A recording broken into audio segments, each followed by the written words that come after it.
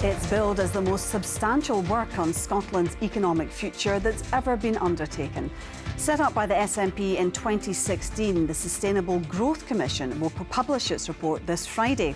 Its chair, Andrew Wilson, says it will provide a framework that demonstrates how Scotland can emulate the best performing economies and societies in the world. We're told that the report will be in 3 parts, covering opportunities for economic growth, both now and with independence, ways to get the public finances under control and sustainable, and consideration of what currency is best for an independent Scotland. Well, with us now is Gordon MacIntyre-Kemp, the Chief Executive of the pro-independence think tank Business for Scotland, and the entrepreneur Kevin Hague, who's chairman of the pro-union think tank These Islands. Thank you both for joining us this evening. Gordon, the report is entitled Scotland, the New Case for Optimism.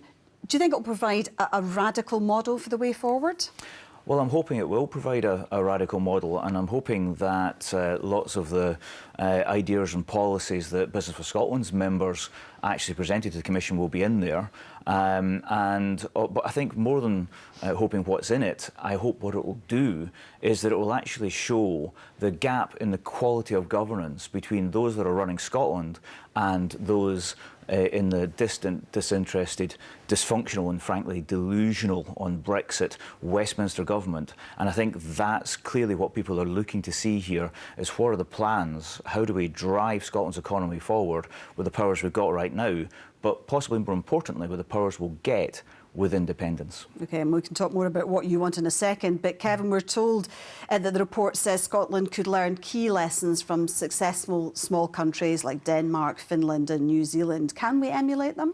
Well, we can certainly learn from them. Whether we can emulate them is a different question. I mean, it's interesting, the Independence White Paper in 2014 chose a basket of small countries to try and emulate, and that basket has sort of changed rather dramatically now, and it's a smaller group of countries, but the basic idea of looking at countries that have been successful and asking why and what they've done that we can emulate is eminently sensible. The question is, are there structural differences that mean we can't emulate those? And that, without seeing the full report, it's very hard to comment on. OK, well, we don't know what's going to be in the report, but we know how it's going to be structured. It covers 3 areas, as we said. The first section is growth.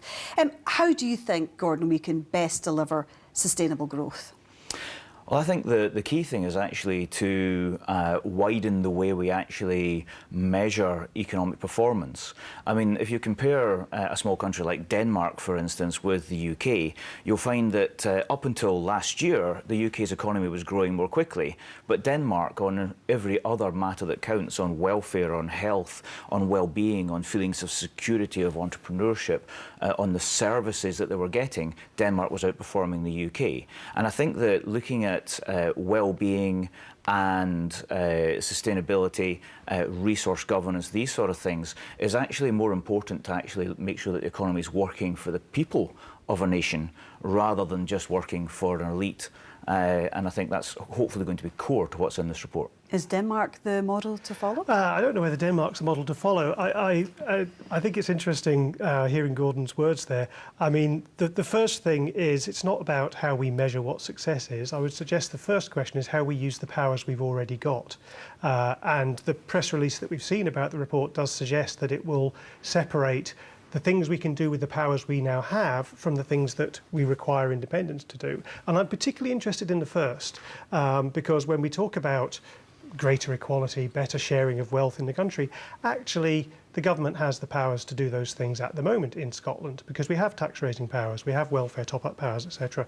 If we talk about things like investing in education to create economic growth, well, guess what? We have control of our education system in Scotland, and maybe if we were spending a bit more time focusing on that than focusing on Growth Commission reports, some might argue that would be a better use of government time at the moment. Gordon, we've already got the powers. Well, I think actually Kevin said something quite interesting in his first answer, which is, are there any structural reasons that we can't perform like other other small countries, yes, they're independent. They've got all the powers, not just one or two small powers, but a whole suite of powers that they can actually use. If you look at these countries that people are talking about as being successful small nations, they would love to have the renewables capability of Scotland, the biotech sector, the IT sector, the scenery, the tourism, the whisky exports, the food and drink, etc. They'd love to have all these things. And we already have those things.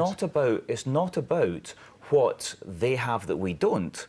It's actually about what they don't have. They don't have a London and southeast of England centric economic policy sucking the power, lifeblood, opportunity and young people out of their nations. Kevin, I'll let you come back. I have to come back on that. I mean, I think it's fantastic to hear how in a union where fiscal pooling and sharing means that, as per the last year's figures, Scotland gets a net fiscal transfer of £10 billion from the rest of the UK to invest in education, to invest in building our tourism industry, to actually increasingly in a post-Brexit world invest in industry. We have the powers to do that exactly because of that pooling and sharing, not despite it. Well, let's move on to the sustainable public finances, which is the next section. So we haven't got much time, I've got to go through it. The pro-union campaigners, always quick to point out that the spending deficit Scotland has. Can that be turned around? The spending deficit that Scotland has is as part of the UK. If we had the full powers of an independent nation, we'd be able to address them. And I think this is what this report is going to do. It's going to say how we would actually grow Scotland's economy to create jobs, higher paid jobs, more sustainable economy. And if we do these things, then it sorts the financial problem. The financial problem, however, is because we're part of the UK. The answer to our problems is actually to have the powers that allow us to make decisions for Scotland, in Scotland.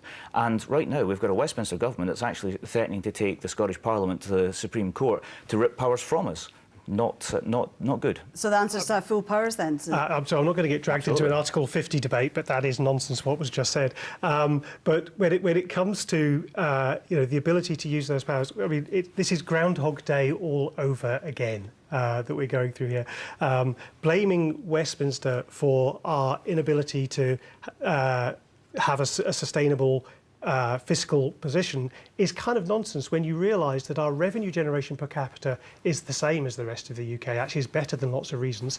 The reasons why our finances would be unsustainable is because we spend more. And Gordon is absolutely right. And independent Scotland could absolutely address that issue and would have to address that issue by spending less. Now, whether spending less would help us... That's not what I said, so don't actually try and reframe what I've said. Well, you said that we'd have the powers to fix it. We would have the powers to grow our economy, That's what you said, I know you did, but you don't just grow your economy overnight. So but you do lose a £10 billion fiscal transfer overnight, and therefore you would have no choice but to use your powers to reduce the expenditure, and that doesn't help drive growth. The last section is on the currency. Currency obviously was a really big issue in the 2014 referendum. What currency would you want to see if there was another referendum? In 2014, the pound was a strong and stable currency. It's now volatile. It was an ideal candidate for a currency union then. It's no longer an ideal candidate now. I'm really interested to see what this report says about that. Business for Scotland believe that we should transit to a Scottish currency after independence. But after Brexit, I think you'll find that the pound sinks another 10 to 15%, creating inflation, creating lots of problems for the economy. And I think that keeping the pound, either officially or unofficially, for a transitional period is probably the best way to go.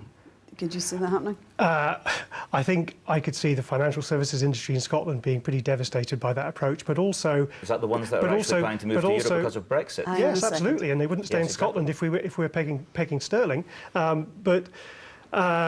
Groundhog Day all over again. It is Groundhog Day all over. 2014. This is about the future. No, because if you're saying we're going to transit, to use your words, or transist, to use your words, actually, to a... that's very clever, picking up on a misspoken sentence rather than actually giving us any substance. If we're going to transition to... Well, then give us the substance. How does Brexit... What would the substance is being published. To create a new currency? The substance is being published. We'll wait and see what that says. Scotland has a plan. What does the plan cost to create a new currency? I will tell you what it costs to create a new currency when we know exactly what the plans are. I think the Sustainable Growth Commission has actually looked into this. What do you think of Ronald McDonald's 300 billion scaling of the number? I think that... He knows a bit more about currencies than you do. I think even you would concede. As far as I'm concerned, I think that we should look at this report. We should see the optimism in it. We should see a sustainable. We'll have to leave it there. We'll have to leave it there. We'll leave it to the more on report that's Friday. coming Thank out. you for joining us this evening.